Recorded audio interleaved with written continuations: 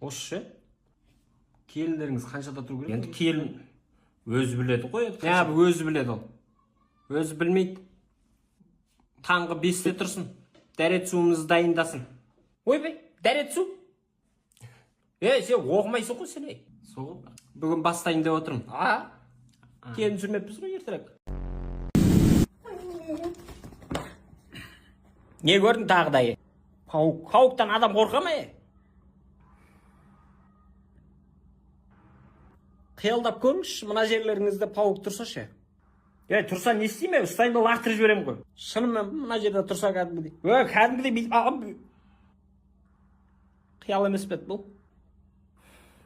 Скорый шақыр.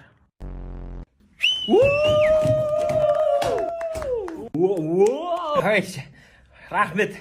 Әкетай, оған күніңіз құтты болсын. Ой, жаным. Енді сіздің артыңызда мен тұрмын ғой.